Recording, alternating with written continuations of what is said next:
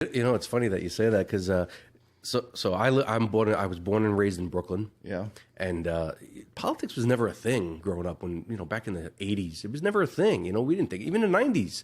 We never thought about it, even wherever you lived. Until you became an adult. Yeah. And then you're like, oh crap. Then you started thinking about things, taxes, and all that. So where I lived, people were very like.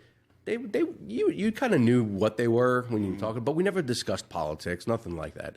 Up until Donald Trump was running the first time around, Yeah. is when people started, families started dividing. Thanksgiving dinners and Easter dinners and Christmas dinners started turning into something very different. And divided a lot of families, and I'm guilty of that as well.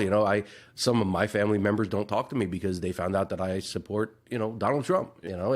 Listen, you can support anybody you want. Yeah, it's like I don't care who you're supporting and any of that, but everything's so politically charged now, and the 24-hour news cycles and all that stuff. Because like you said, like in the 80s and 90s and all that, I know that when I became an adult, I was paying more attention to it, but it wasn't like just in your face like it is right now. Every single thing is connected to, where do you stand on this?